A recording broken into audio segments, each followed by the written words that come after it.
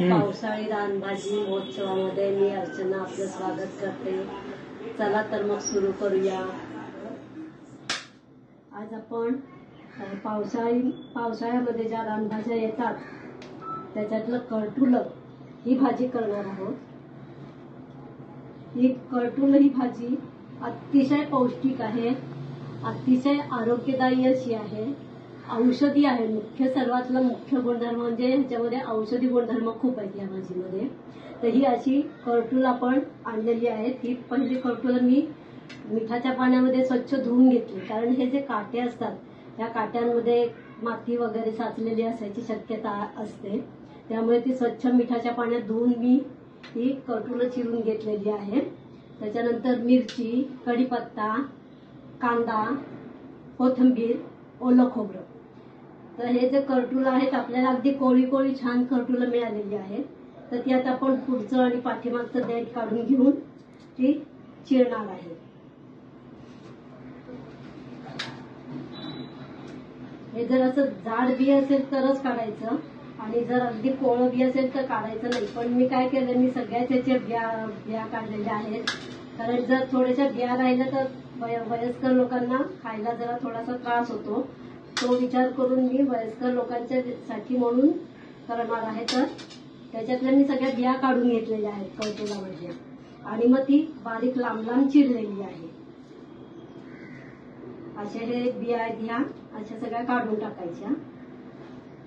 ही अतिशय पौष्टिक आहे, आरोग्यदायक आहे, आणि जितकी म्हणून आपल्याला पावसाळ्यामध्ये खाता येईल तितके खावी। याच्यामध्ये सी व्हिटॅमिन पण असतं, आणि जसं आपण म्हणतो की थंडीमध्ये भरपूर व्यायाम करा, नंतर हेल्दी खा, म्हणजे पौष्टिक लाडू वगैरे खा, तसं ह्या पावसाळ्यामध्ये येणाऱ्या भाज्या भरपूर खाऊन त्याचं आपण स्टोर करून ठेवलं पाहिजे। आपल्याला ते उपयोगी पडतं, आपल्याला आरोग्याला अतिशय उपयुक्त असल्या कारणाने ह्या जितक्या मिळतील तितक्या खाऊन घ्याव्या।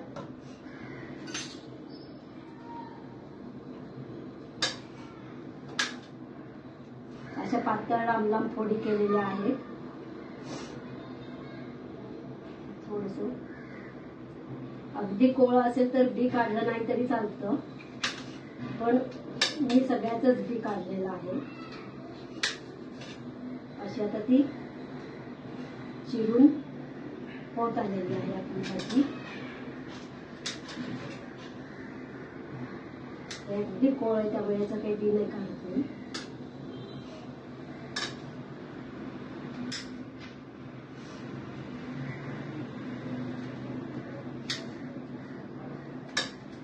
आणि ह्या फार कमी पाहायला मिळतात इथे पुण्यामध्ये। तर ह्या भाज्या इतक्या कमी पाहायला मिळतात की मी हे जे गेले 2-4 रविवार जेव्हा बघितलं, तेव्हा कालच्या रविवारी मला ही अतिशय कोवळी आणि अतिशय उत्कृष्ट करटुली मिळालेली आहे।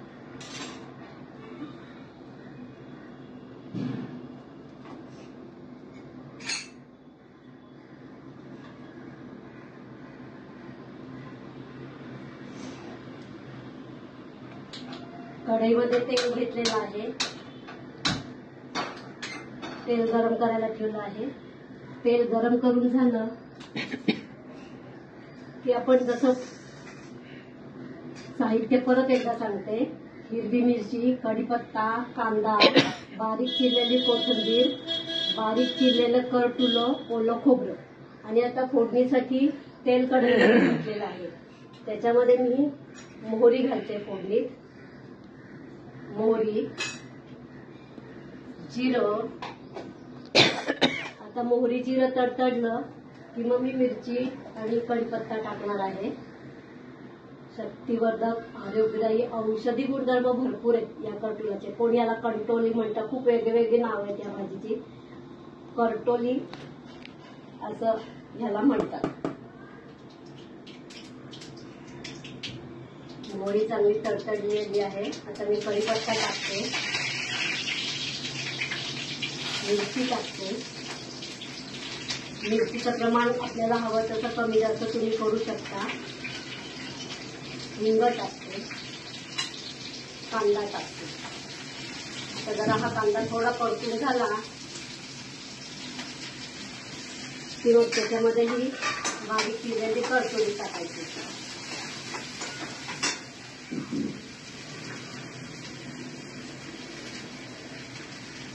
जरा किंचित मीठ टाकलं की कांदा जरा लवकर मऊ होतो.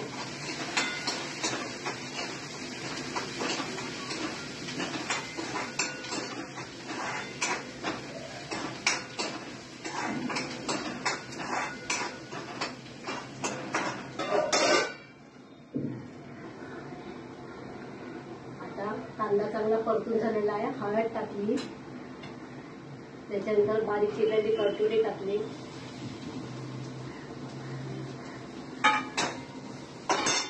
किंचित तिखट टाकणार आहे मी.